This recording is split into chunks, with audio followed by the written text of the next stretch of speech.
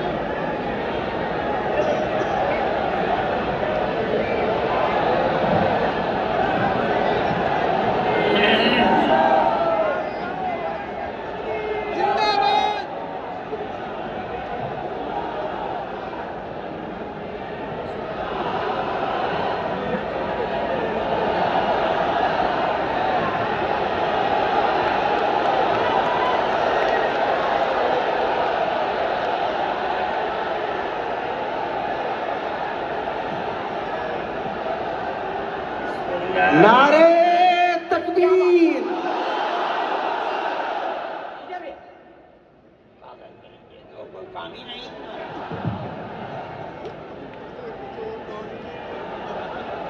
بسم اللہ الرحمن الرحیم۔ الحمد للہ نحمده ونستعینه ونستغفره ونؤمن به ونتوکل علیہ ونعوذ باللہ من شرور انفسنا ومن سیئات اعمالنا من يهده الله فلا مضل له ومن يضلله فلا هادي له ونشهد أن لا إله إلا الله وحده لا شريك له ونشهد أن سيدنا ومولانا محمدا عبده ورسوله أما بعد مسلم پرسنل لا بورڈ کے صدر محترم نائیڈو صاحب کے نائب صدر اور ہمارے مہدی صاحب، دوسرے حضرات جو یہاں بیٹھے ہوئے ہیں، اور یہ جم غفیر بڑا چکر ہے پیس لوگ کا، لاکھوں آدمی جو آئے ہیں جمعیت علماء کی دعوت پر، میں جمعیت علماء کے ان ورکرز اور آئے ہوئے مہمانوں کا دل کی گہرائیوں سے شکریہ ادا کرتا ہوں۔ جن لوگوں نے جمعیت علماء ہند کی دعوت پر اپنے احباب کو جمع کیا اور اپنے خرچ سے جمعیت علماء کا ایک پیسہ کیا پھوٹی کوڑی بھی نہیں لگی، آپ ہی لوگ کروڑوں روپیہ خرچ کر کے اپنی بسوں کا خود ہی انتظام کر کے یہاں تشریف لائے دعوت پر اور آ کر بیٹھے۔ جمعیت علماء ہند کے خدام کے دل میں اس کی بڑی قدر ہے۔ اللہ آپ حضرات کو اس کا بہتر بدلہ عطا فرمائے۔ میرے محترم بزرگوں، آج ہی کا مسئلہ یہ نہیں ہے۔ جمعیت علماء ہند کی ایک تاریخ ہے، اور ایسی تاریخ ہے اپنے اس ملک کے لیے جو کسی دوسری ہندو مسلم پارٹی کے پاس نہیں ہے۔ علماء نے اس ملک کی آزادی کے لیے اگر آپ ان کی تاریخ کو پڑھیں گے تو آپ کو اندازہ ہوگا کہ ان کی اس ملک کی آزادی کے لیے قربانیاں 150 سالہ قربانیاں ہیں۔ کوئی اس ملک کے اندر ہندو مسلم ایسی پارٹی نہیں ہے جس کی تاریخ ایسی قربانیوں کی تاریخ ہو۔ حضرت شاہ عبدالعزیز صاحب محدث دہلوی نے 1803 میں آواز بلند کی تھی کہ ہمارا ملک غلام ہو گیا، اس غلام ملک کو آزاد کرانا اس ملک میں بسنے والے ہر مسلمان اور ہر شخص کا فرض ہے۔ کوئی مائی کا لال نہیں تھا جو انگریز کی طاقت کے سامنے آزادی ملک کا نعرہ بلند کر سکتا۔ ایک مسلمان عالم دین نے اسی دلی کے اندر اس نعرے کو بلند کیا، اس کی جائیداد قلق کر لی گئی، اس کے مدرسے کو دفن کر دیا گیا، اس کو دلی بدر کر دیا گیا، لیکن یہ مسلمان ایسے نہیں تھے جو کسی ملک کے پیسے یا اس کی سطوت اور اس کی طاقت کے سامنے سر جھکا دیتے۔ جو انہوں نے اپنا موقف اختیار کیا تھا پتھر کی چٹان کی طرح، اسی طرح اس موقف کے اوپر کھڑے رہے۔ سب سے پہلا جہاد سن 1932 کے اندر ہوا، ہندوستانی لوگ تو جانتے بھی نہیں، اور اس کے اندر لوگ مر گئے، ختم ہو گئے۔ شاہ عبدالعزیز صاحب کے رشتے کے، ان کے قریب، ان کی اولاد میں شاہ اسماعیل شہید اور رائے بریلی کے شاہ احمد شہید، دونوں کے دونوں ختم ہو گئے، شہید ہو گئے بالا کوٹ کے میدان میں، لیکن پیچھے نہیں ہٹے۔ وہ لوگ جو بچ کر آئے تھے سن 1857 میں پھر جہاد کر دیا، اور اس کے اندر صرف اسی دلی کے اندر 33,000 مسلمان شہید کیے گئے، اور لال قلعے سے لے کر جامع مسجد تک درختوں کے اوپر ان کی لاشوں کو لٹکا دیا گیا۔ یہ مسلمان کی تاریخ ہے، علماء کی تاریخ ہے۔ بتائیں کون ہے جس کی زندگی کے اندر یہ تاریخ مل سکتی ہے؟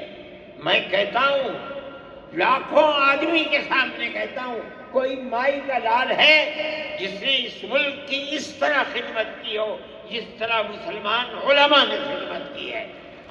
میرے بھائی، جمعیت علماء انہی مجاہدین کی بنائی ہوئی جماعت ہے، ہم تو ان کے جوتے سیدھے کرنے والے ہیں۔ ہمارا کیا کام ہے؟ ایک ہی کام ہے کہ انہوں نے جو جمعیت کی بنیاد کے اندر ہندو مسلم اتحاد اور ملک کے ہر بسنے والے کو ایک پیغام دیا تھا پیار و محبت کا، ہم اسی پیغام کو لیے بیٹھے ہوئے ہیں۔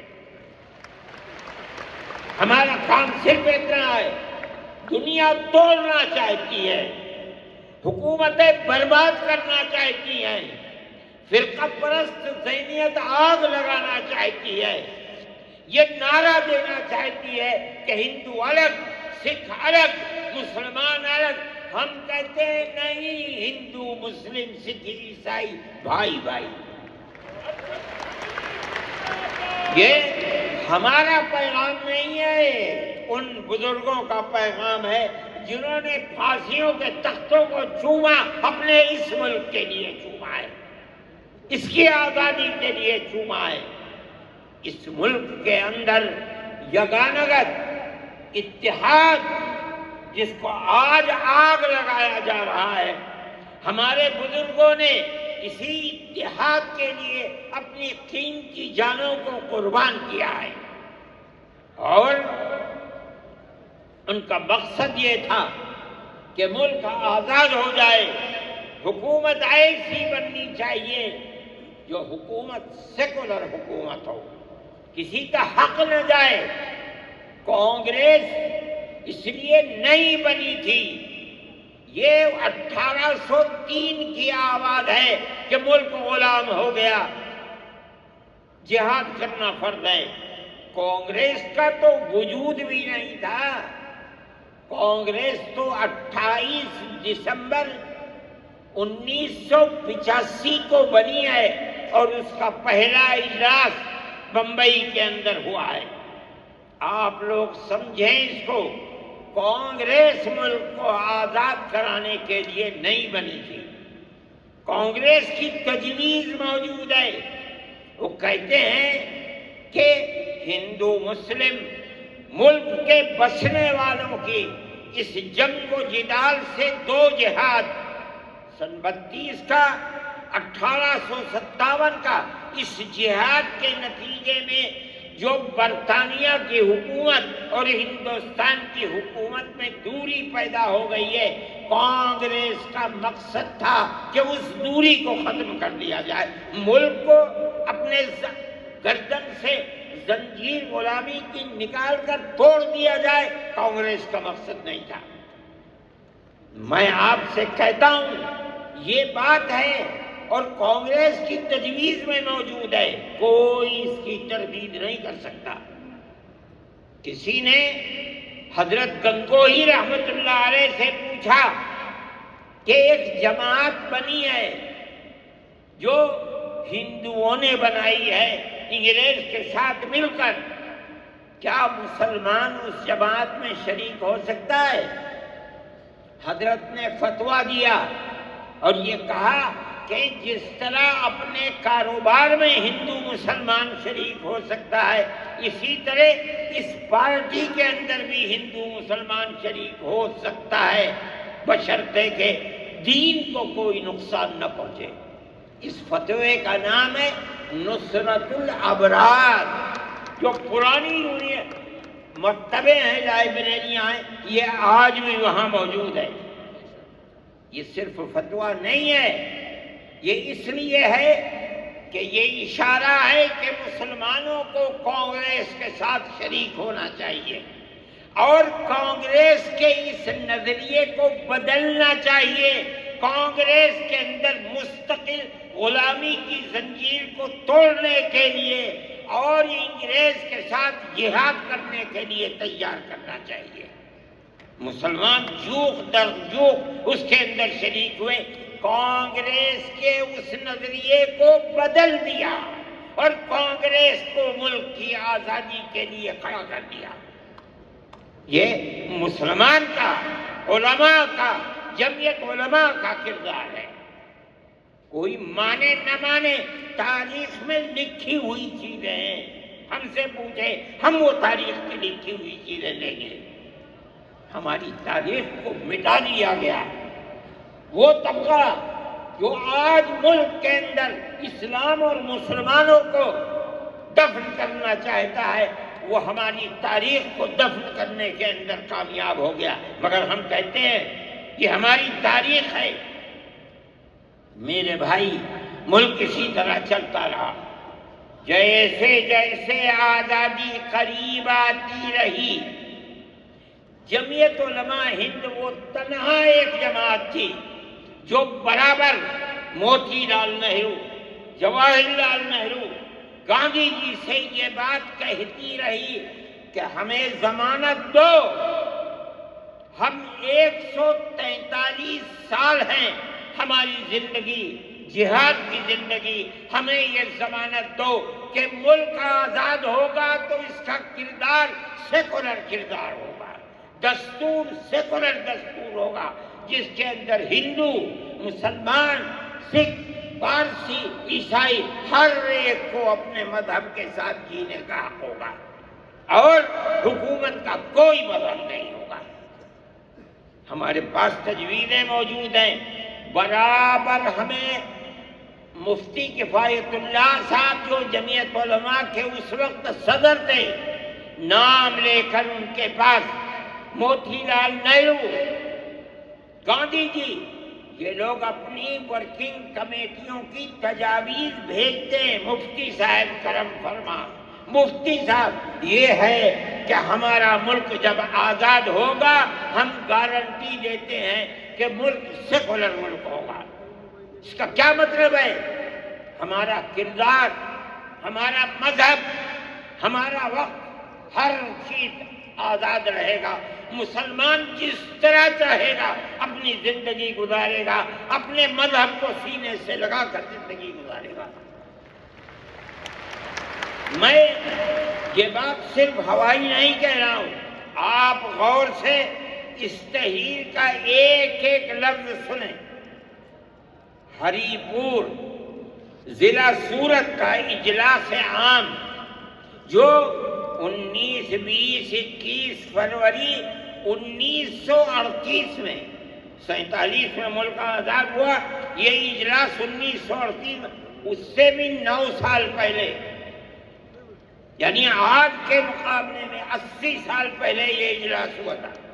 اس کے اندر تجویز دیکھیا، ورکنگ کمیٹی نے 1937 میں اپنی کلکتے کی میٹنگ میں اقلیتوں کے حقوق پر جو تجویز پاس کی تھی اسے یہ کانگریس منظور کرتی ہے، اس وقت کی بات ہے، اور نئے سرے سے اعلان کرتی ہے کہ ہندوستان کی اقلیتوں کے تمدنی، مذہبی اور لسانی حقوق کی حفاظت کرنا کانگریس کا پہلا فرض اور بنیادی پالیسی ہے، تاکہ حکومت کی کسی بھی ایسی اسکیم میں جس میں کانگریس شریک ہو، اقلیتوں کو ترقی اور نشو و نما کا زیادہ سے زیادہ موقع مل سکے۔ آپ الفاظ پر غور کیجئے، اور وہ قوم کی سیاسی، اقتصادی اور کلچرل زندگی میں پورا حصہ لے سکے۔ اس کے بعد اس بنیاد پر مسلمانوں کو مطمئن رہنا چاہیے کہ آزاد ہندوستان کی حکومت میں ان کا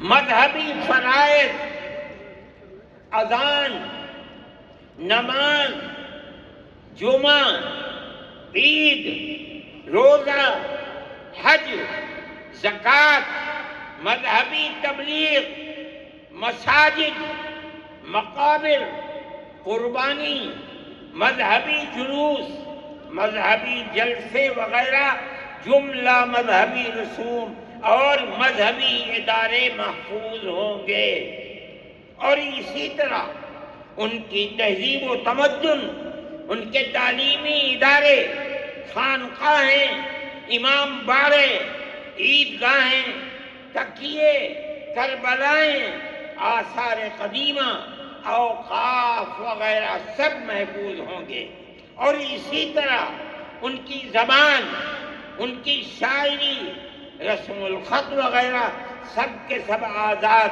اور محفوظ ہوں گے، کسی پر کوئی رکاوٹ اور قید نہ ہوگی۔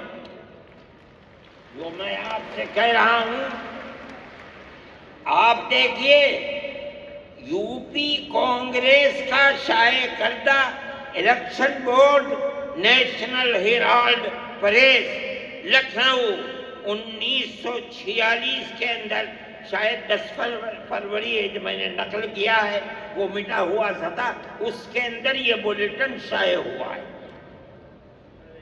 میں کہتا ہوں کہ ہندوستان کی یہ جمعیت علماء کے بار بار کھچوٹے لگانے پر وعدہ کرو کہ ملک سیکولر ملک ہے، وہ وعدہ کرنے چلتے ہیں۔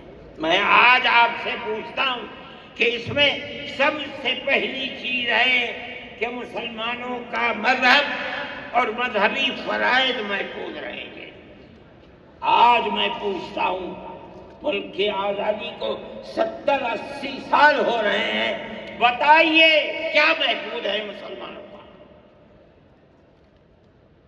آپ مذہب محفوظ ہے مسلمانوں کا؟ کیا آپ نے مسلمان مذہب کا مسئلہ قرآن و حدیث سے ثابت ہے؟ آپ جو کچھ کر سکتے تھے آپ نے نکاح اور طلاق کے اندر کر دیا، مذہب کا محفوظ ہے؟ آپ کی حکومت اتراکھنڈ میں ہے، آپ یکساں سول کوڈ، یعنی کوئی تعلق مسلمان کا مذہب سے نہیں ہوگا، گورنمنٹ جو قائم کرے گی اس کے اوپر مسلمان کو چلنا ہوگا۔ کہاں کا سیکولرزم ہے؟ کیا مسلمان اس پر اطمینان کر سکتا ہے؟ آپ کی زندگی اور آپ کی حکومت کا بنیادی ناپاک پتھر یہ ہے کہ مسلمان کو اپنے مذہب سے آپ دور کر لیں۔ کیا آپ اسے قبول کریں گے؟ یہ آج کی حکومت کا یہ مسئلہ ہے۔ مذہبی فرائض کہاں کے آپ زندہ رہ گئے؟ آج آپ نے مسئلہ بنایا ہے کہ اتراکھنڈ کی ریاست اور شہروں کے اندر مسلمان جو 50 سال سے آباد ہے، آباد بھی نہیں رہ سکے گا۔ یہ آپ کا کردار ہے، یہ تصویر ہے اور ناپاک تصویر ہے کہتے ہیں۔ اس تصویر کو آپ پیش کر رہے ہیں، یہ تصویر سیکولر دستور کی تصویر نہیں ہے۔ ہمارا آج کا یہ کنونشن سیکولر دستور کی حفاظت کے لیے ہے۔ کہاں ہے جی؟ کیا کر رہے ہو؟ اس ملک کو، ملک میں رہنے والوں کے لیے جہنم بنا رہے ہو۔ جمعیت علماء اس کو قبول نہیں کرتی۔ ہم تو کہہ رہے ہیں اس بات کو، کسی کی زبان اٹھتی ہو یا نہ اٹھتی ہو، لیکن ہم کہتے ہیں کہ جو ہو رہا ہے وہ ملک کو آگ لگانے کے لیے، دستور کو آگ لگانے کے لیے ہو رہا ہے۔ جمعیت علماء اسے قبول نہیں کرے گی۔ اگر جمعیت علماء نے اس بدترین حکومت جو یہ کہتی تھی کہ ہماری حکومت میں سورج نہیں ڈوبتا، جمعیت علماء نے کبھی اس کے سامنے سر نہیں جھکایا، اس کے بعد ہم کس کے سامنے سر جھکائیں گے؟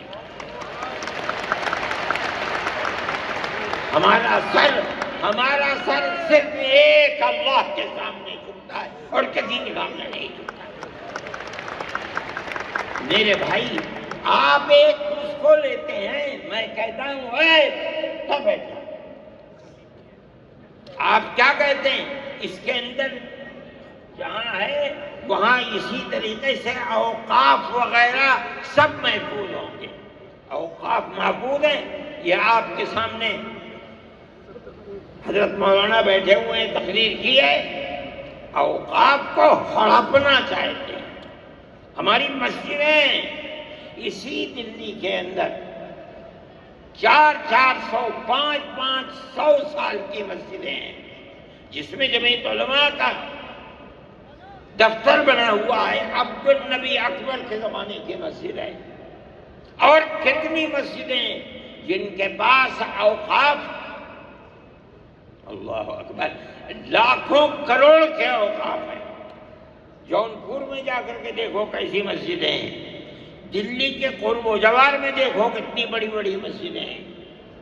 ہندوستان کا وہ طبقہ جو ان مساجد کے اوقاف کو ہڑپ کرنا چاہتا ہے، کہتا ہے اگر کسی وقف زمین یا مسجد یا کسی بھی چیز کے کاغذات وقف کے نہیں آئیں اس کو وقف نہیں مانا جائے گا۔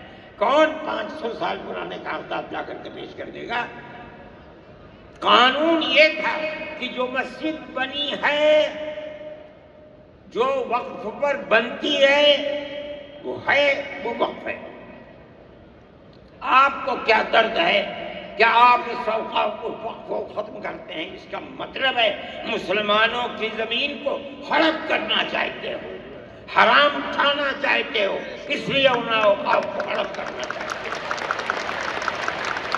ہم اس کو قبول نہیں کرتے۔ اوقاف ہمارے آباء و اجداد کے کیے ہوئے ہیں، اوقاف اللہ کی ملکیت میں دیے ہوئے ہیں، مسجدیں بنی ہوئی ہیں، آپ ان کی حفاظت کیجیے، اس لیے کہ ہم اس ملک کے رہنے والے ہیں، ہم باہر سے آئے ہوئے نہیں ہیں۔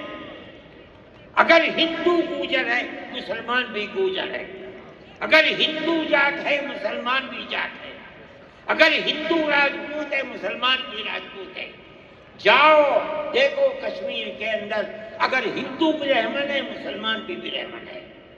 ہم اسی ملک کے رہنے والے ہیں.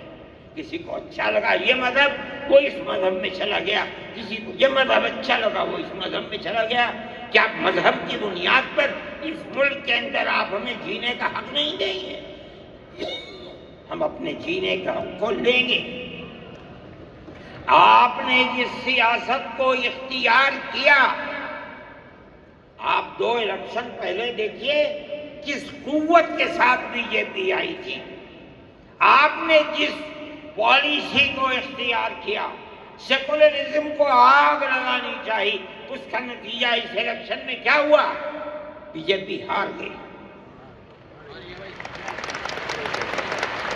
میں کہتا ہوں کہ اگر چندرا بابو نائیڈو کی بیساکھی نہ ہوتی اور ادھر نتیش کمار کی بیساکھی نہ ہوتی تو بی جے پی گورنمنٹ نہیں بنا سکتی. کیوں ہوا؟ وہ جو 14 سال پہلے اتنی قوت کے ساتھ آئی تھی کہ لگتا تھا کسی دوسری جماعت کا چراغ ہی نہیں جل رہا ہے, وہ چراغ آج بجھ کیسے گیا؟ اس پالیسی کی وجہ سے. ملک کی پالیسی اگر بھائی بھائی کی ہوگی ملک زندہ رہے گا. ایک باپ کی اولاد 5 4 3 اگر پیار و محبت کے ساتھ رہیں گے وہ گھر آباد رہے گا.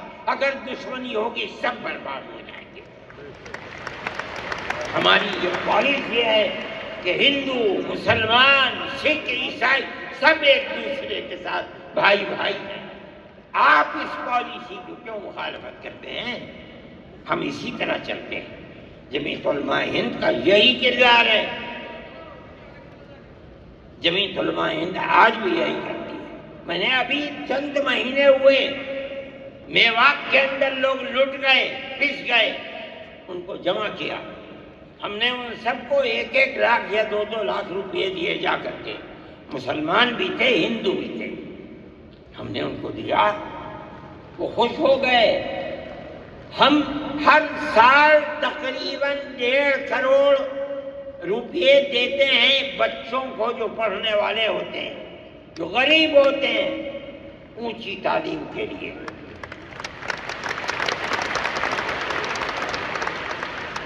اس کے اندر مسلمان بچے بھی ہوتے ہیں, ہندو بچے بھی ہوتے ہیں. جمعیت علماء ہر ایک کی مدد کرتی ہے. پڑھیں, ملک کے لیے کام کریں. میں جا رہا تھا ایک مرتبہ بنگلور سے سوار ہوا, مجھے جانا تھا سوئٹزرلینڈ.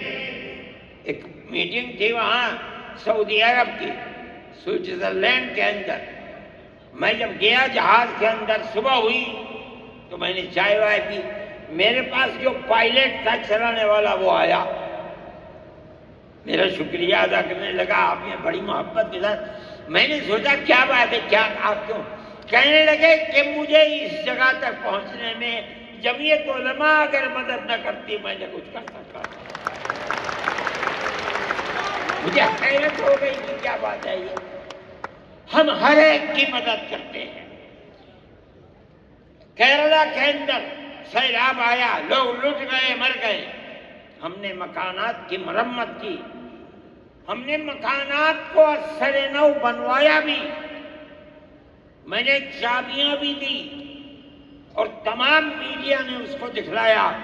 ہندو بھی تھے, مسلمان بھی تھے, ہندو عورتیں بھی تھیں جن کے ہاتھ میں میں نے چابی دی ہے. جمعیت علماء کا یہ کردار ہے. ہمارے بزرگوں نے متحدہ قومیت کتابیں شائع کی ہیں. اس کا مطلب ہے کہ ہندوستان کی قوم مذہب کی بنیاد پر نہیں بٹے گی. جو ہندوستان میں رہتا ہے ان سب کی ایک ہی قوم ہے. مذہب کی بنیاد پر قومیں تقسیم نہیں ہوگی. یہ ہمارا کردار ہے. ہم اس کردار پر زندہ ہیں اور اسی پر چلتے ہیں. صحیح ہے یہ ملک کے اندر جو پالیسی چل رہی ہے کہ ان کو مار دو, ان کو گرا دو, ان کو, آسام کے اندر یہ پالیسی آج سے نہیں سن 12 سے چل رہی ہے۔ جمعیت علماء تنہا جماعت ہے ملک کے اندر جو آسامیوں کے مسائل کو جانتی ہے۔ یہاں سے رہنے والے ان کی زبان اور ہے، ان کا کلچر اور ہے، بہت دور ہے، دنیا کے آخر میں رہتے ہیں، کون جانتا ہے ان کے مسائل؟ تنہا جمعیت علماء ہے جو ان کے مسائل سے دلچسپی لیتی ہے، گھستی ہے، کروڑوں روپیہ خرچ کرتی ہے۔ یہ ایک مسئلہ تھا، اس سے پہلے ایک اور مسئلہ تھا۔ کہا گیا کہ پنچایت اگر کسی کو آسام میں یہ سرٹیفکیٹ دیتی ہے کہ یہ ہندوستانی ہے تو وہ سرٹیفکیٹ نامقبول ہوگا۔ 47 لاکھ آدمی اس سے متاثر تھے۔ جو پھر قبرست پارٹی تھی وہ کہتی تھی کہ پنچایت کے سرٹیفکیٹ کو قبول نہ کیا جائے۔ اگر یہ فیصلہ ہو جاتا تو 47 عورتیں 47 لاکھ اپنے بچوں کے ساتھ ملک کے اندر بھیک مانگنے والوں کی زندگی بسر کرتے۔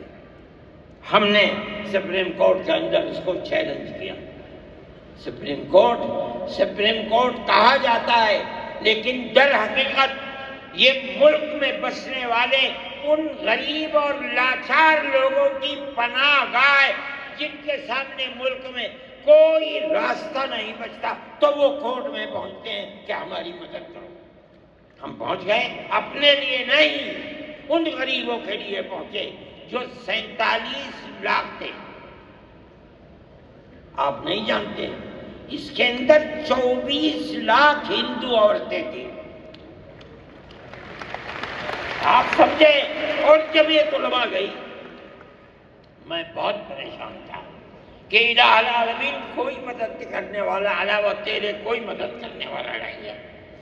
میں اللہ کا فضل کرتا ہوں کہ جو کورٹ اور وہیں کا وکیل چیف جسٹس تھا آسامی کا تھا، مجھے خطرہ تھا کہیں یہ آسامیوں کے ساتھ نہ چلا جائے، گورنمنٹ کے ساتھ نہ چلا جائے۔ اللہ کی قدرت ہے کہ فیصلہ یہ آیا کہ وہ سرٹیفکیٹ جو پنچایت نے دیا قبول کیا جائے گا۔ میں نے کہا کہ مجھے اپنی زندگی میں کبھی اتنی خوشی نہیں ملی جتنا آج اس فیصلے سے خوشی ہوئی ہے۔ کیوں؟ صرف مسلمان کے لیے نہیں، یہ ہمارا کردار ہے جو ہمیں اپنے بزرگوں سے ملا ہے، جو جمعیت علماء کی اساس ہے، جو ان کا کردار تھا، ہم نے اس کی سراہنا کی۔ اس کے بعد دوسرا مسئلہ آ گیا۔ دیکھیے، سمجھیے مسئلے کو، سارے ہندوستان کے اندر قانون یہ ہے کہ جو سب سے پہلی مردم شماری سن 47 میں ملک آزاد ہوا، سن 51 کے اندر پہلی مردم شماری ہے، جس کا نام اس مردم شماری میں ہے وہ ہندوستان ہے، جس کا نام اس مردم شماری میں نہیں ہے۔ اگر دوسری مردم شماری میں وہ کہیں سے آ کر بسا اور اپنا نام لایا، وہ ہندوستانی نہیں۔ اچھا، پاکستان ایک مغربی پاکستان تھا، ایک مشرقی پاکستان تھا۔ اندرا جی نے اپنے زمانے کے اندر تمام جھگڑوں کو ختم کرنے کے لیے مغربی پاکستان کو الگ، مشرقی پاکستان کو الگ کیا۔ جنگ ہوئی، مشرقی پاکستان ٹوٹ گیا اور بنگلہ دیش بن گیا۔ اس وقت بہت بڑی بمباری ہوئی دونوں ملکوں کے اندر، ادھر کے لوگ ادھر، ادھر کے لوگ ادھر، سب لوگ بیٹھے، راجیو بیٹھے، بی جے پی بیٹھی، جو وہاں کی پارٹیاں تھیں صوبائی وہ بیٹھی، اور سب نے بیٹھ کر طے کیا کہ آسام کے اندر ہندوستانی ہونے کی دلیل سن 71 کی مردم شماری ہو گئی. سارے ملک سے الگ، سارے ملک میں مردم شماری میں ہندوستانی ہونے کے لیے 51 کی ہے، مگر سب پارٹیوں کے دستخط ہیں اس کے اوپر. آسام کے اندر 51 نہیں 71 ہوگی. اب آپ دیکھیے جو فرقہ پرست، اور میں کہتا ہوں ببانگ دول کہتا ہوں کہ آسام کے چیف منسٹر کا کردار بدبودار کردار ہے، خراب کردار ہے، مسلمان کو دفن کرنے کا کردار ہے. وہ یہ کہتا ہے کہ آسام کے سوا آسام کے اندر مردم شماری 71 نہیں، جیسے سارے ہندوستان میں 51 ہے، اسی طرح آسام کے اندر بھی 51 ہوگی. آپ سمجھتے ہیں اس کا اثر؟ آج اس کا اثر یہ ہوگا کہ اگر 71 ٹوٹ جائے اور 51 پر آ جائے تو آسام کے اندر 1.5 کروڑ بچے اور بڑے سب ہندوستان سے باہر ہو جائیں. کہاں جائیں گے؟ صرف مسلمان کی مخالفت. کھانا ہضم نہیں ہوتا ہے بغیر مسلمان کی بربادی کے. کوئی نہیں تھا، تنہا جمعیت علماء تھی. اس کے اندر بڑا کردار ہے مولانا مشتاق انور کا، جو جمعیت علماء آسام کے صدر ہیں. وہ میرے ساتھ شانہ بشانہ کھڑے رہے اور 12 سال سے زیادہ مقدمہ لڑا. کروڑوں روپیہ اس کے اوپر خرچ کیا گیا. یہ خدا کی قدرت ہے. آج آیا تو یہ طے کر دیا گیا کہ 51 نہیں، آسام میں 71 ہی بنیاد بنے گا. اس کا کیا مطلب ہے کہ آپ نے آسام کی 80 لاکھ کی آبادی کو زندہ کر دیا جو موت کے کنارے پر کھڑی ہوئی تھی. مجھے افسوس ہے کہ لوگوں کا یہ قول مجھ تک پہنچا ہے کہ انہیں آسام کے چیف منسٹر سے یہ بات کہی کہ اب کیا ہوا، کہ ہماری صحت پر کوئی اثر نہیں پڑتا. کیا مطلب ہے؟ ہم آسام میں مسلمانوں کو چین کا سانس نہیں لینے دیں گے. دیکھیں کب تک چلتے ہیں. اگر جمعیت علماء زندہ ہے اور اللہ نے ہمیں زندہ رکھا، ہم دیکھیں گے کہ کیا کرتے ہیں. ہم زندہ ہیں.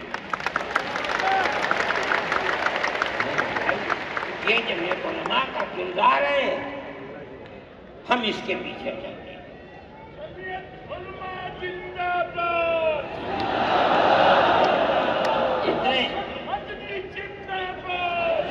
اتنے آدمی کی آواز نکلتی نہیں ہے. میرے بھائی، ہمارا یہی کردار